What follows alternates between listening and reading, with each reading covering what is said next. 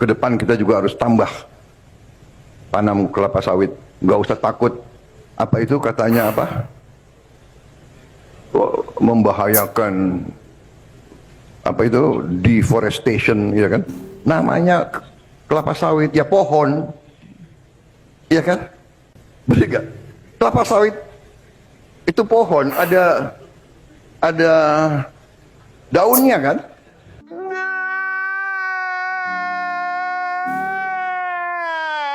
Rakyat kita tidak bermimpi untuk mengalami kehidupan yang kaya raya.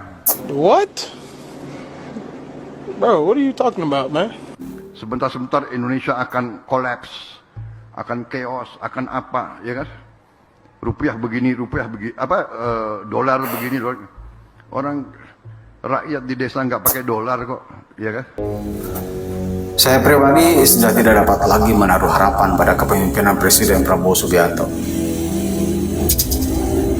Berat nama.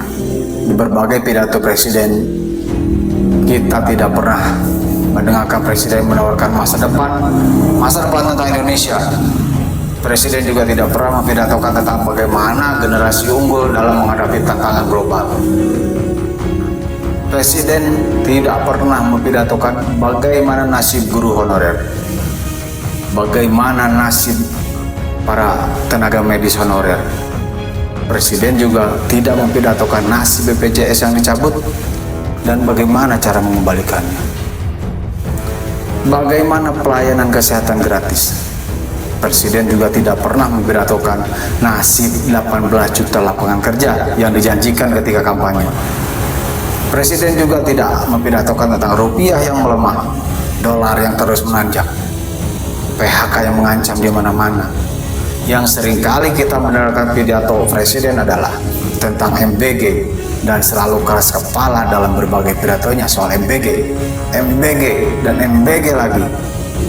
Topik yang kedua yang sering dipidatokan Presiden adalah Koperasi Desa Merah Putih.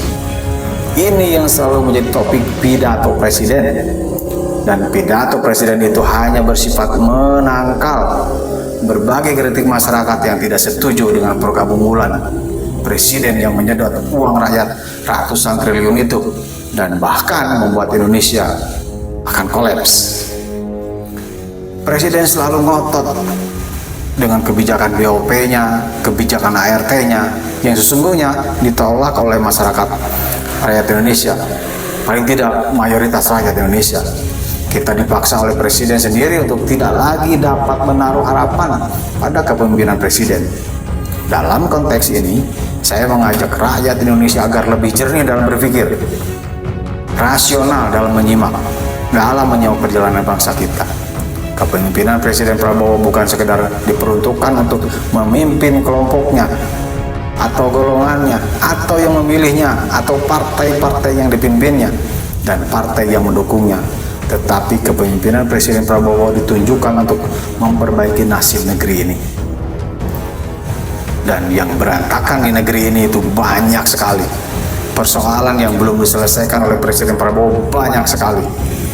Kita inginkan agar perubahan di negeri ini menunjukkan perbaikan dari titik ke titik, dari langkah ke langkah, dari setiap kebijakan yang diambil.